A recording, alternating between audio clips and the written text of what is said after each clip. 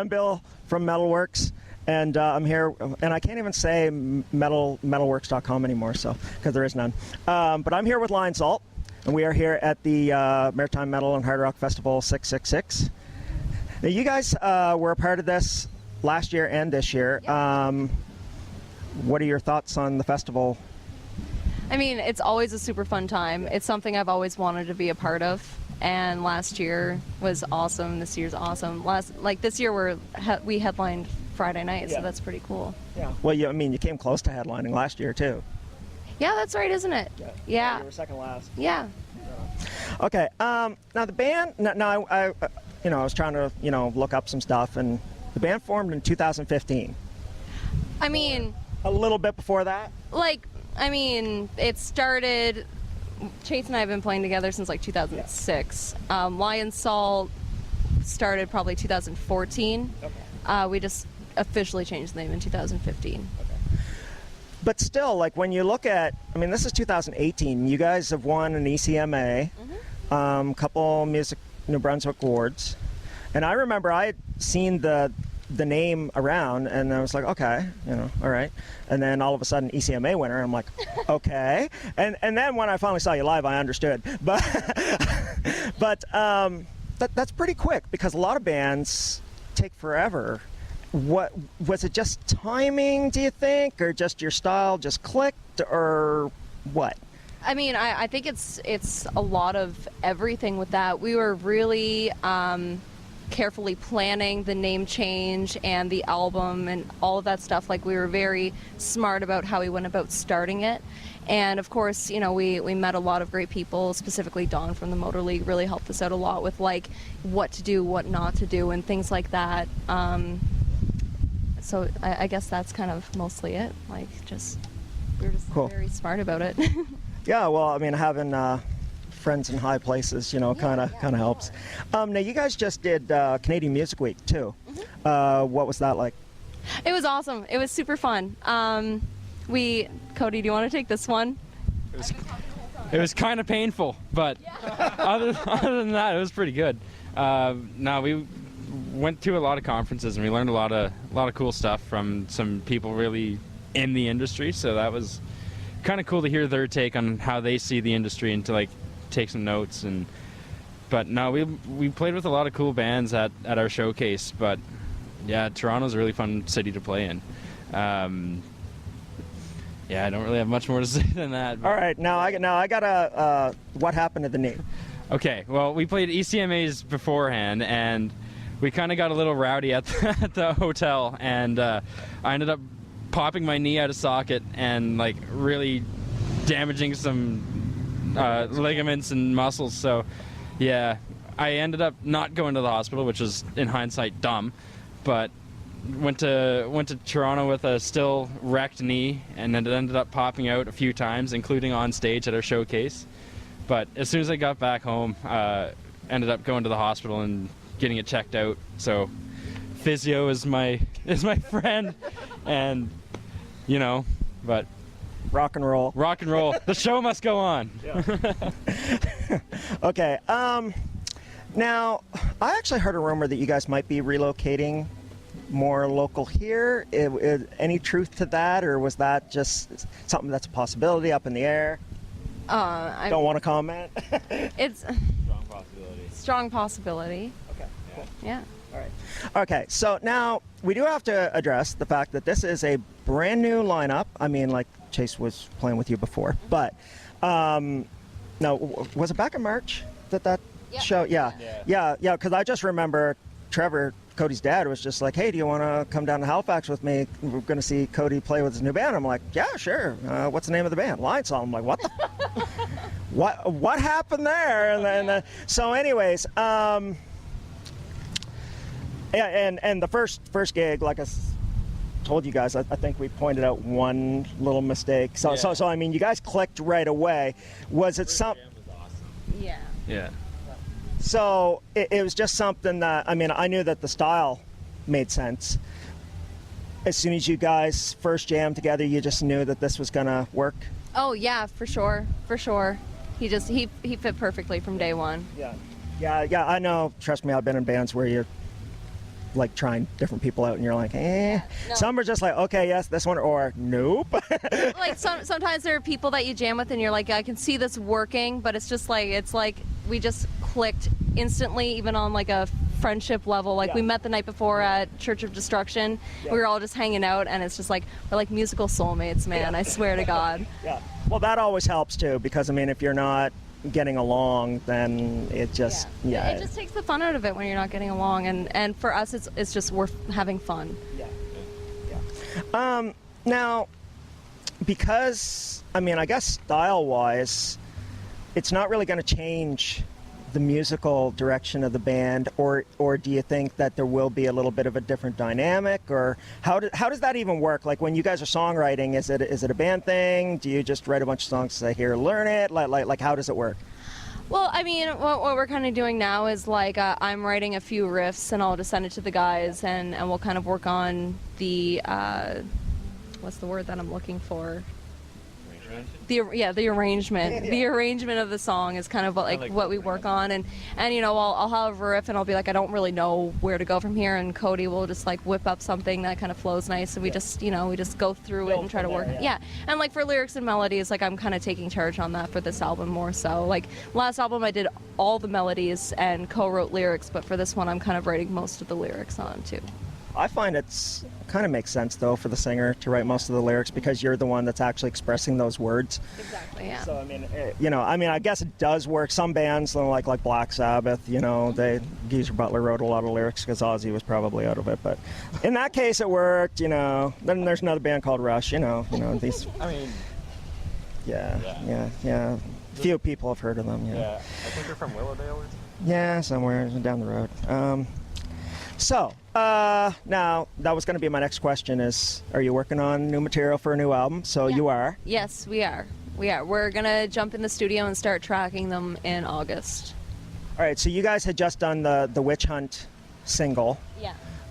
Is that going to be a part of the new album? Like, are you guys going to try to record that again, or is it going to be by itself? It's going to be re-recorded. There were a few things in the first recording that I'm not 100% happy with. Like, it was nice to have like a recording for 2017, but it was kind of rushed to get it out for Halloween and things like that. So I definitely want to build on that and make it bigger and better for the album. Right on. Okay, so who directed the video? Me. Okay.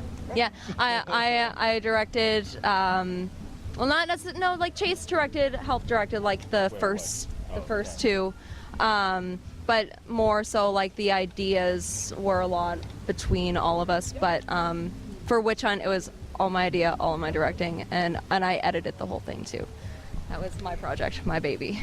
Yeah. Sounds like what we did with our video, and I'm never doing all that again.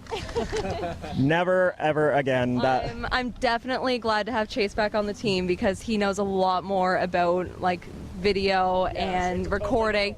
It is. It really, really is. Like, I did what I could with the footage that I had, but he has such a knowledge on that stuff. I'll spit out like a rough edit within like the first 3 hours maybe of getting home with the footage. For the Lighted Up music video, we recorded it, like we did it all like in one day at like a local radio station. That's where we recorded it all, and then we went home and Chase just got the footage and immediately did up a rough draft, and we could watch it like literally 3 hours after we got home from recording the whole thing, and then he just did little edits. Keep, and my mind, like while I'm working on it, just like get it done. So yeah, for sure.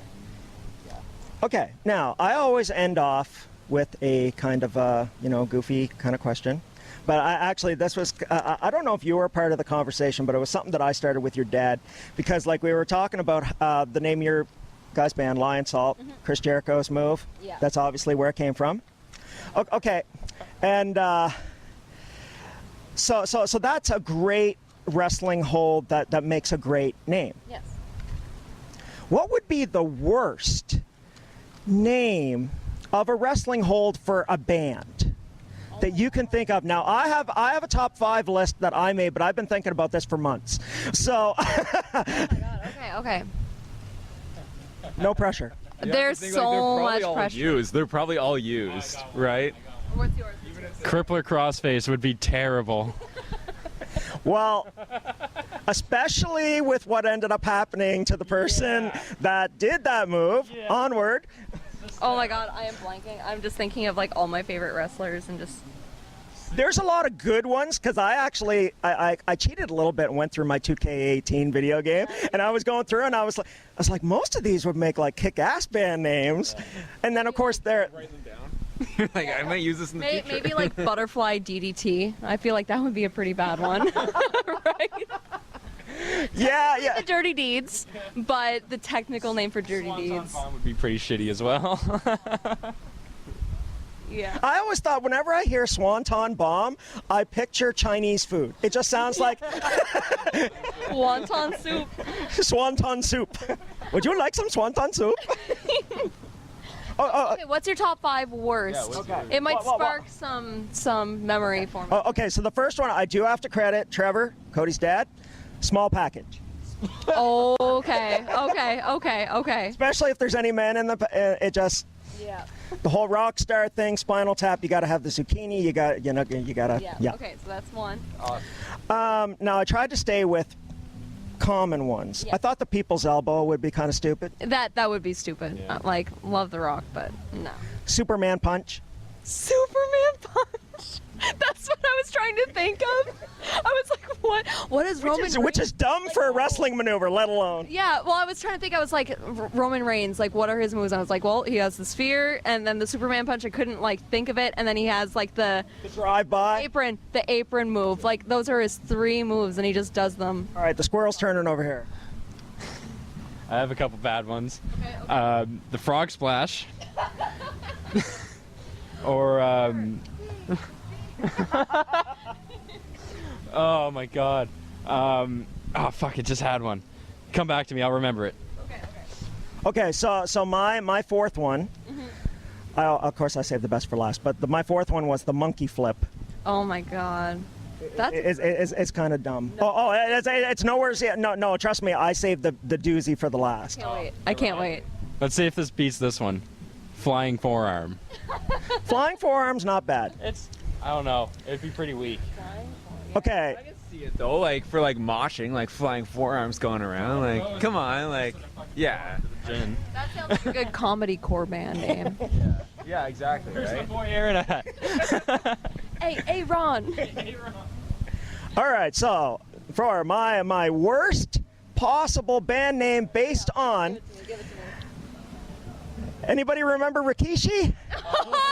The Stink Face.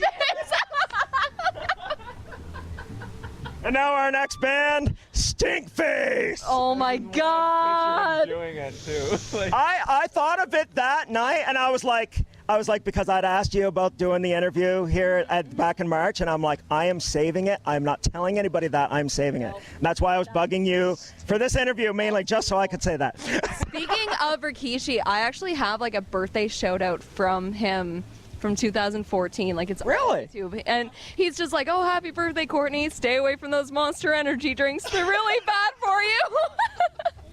Yeah. Okay, we're gonna have to, like, maybe you send that, and I'll put it at the end. I will send it to you. I will. Happy birthday, Stink Face. That's gonna be somehow a bad nickname, but I think maybe now. Hey, Stink Face. I played myself. And then she's gonna see me and be like, it's his fault. Yep. All right, so anyways, I gotta get back, and we gotta get back, but it's been fun talking to you guys. Yeah, and sure. Thank you for helping with our merch. I really appreciate that. yeah, and I still remember the first time I met. Well, the first time I met you, you were actually saying we didn't realize Doom Machine already had a Jack Daniels. Yeah. And then I went out, and this was last year, and because Taylor was still in the band, and he was waiting to use the porta potty, and he goes, "What band are you in?" I said, Doom Machine. He goes, "Dude, I am so sorry. I didn't mean to rip you off," and I said, I mean, "You're not ripping us off. We're both ripping off Jack Daniels." Well, yeah, exactly, right? It's just like we're both just taking something and making it our own, which is pretty cool. Which has been done. I almost didn't do it because I thought it's been done so many times, nobody's going to want it. Exactly. And then and we just had to do our third run like last year. It was like, we were just like, let's just get this done for Maritime Metal. It'll be a limited run, whatever. And then we sold out immediately. Same. Yeah, so we were like, okay, let's do another run. And now we only have like our 2XLs left. Anyway, it's just, we didn't expect that at all. And I think my wife is the only person that owns both. Yeah, for sure. Does own both, so. Anyways, Mettalworx, LionSault, Maritime Metal Fest. Right on. Hey Courtney, this message is to you. This is your boy Rikishi. And I just want to send a shout out to you to say happy birthday. I understand your birthday is August the 14th. And also I know that you're training to be a pro wrestler. Continue to train hard and learn from those who knows, okay? Also get away from those monster drinks. They're not good for you. Again, happy birthday and good luck to you.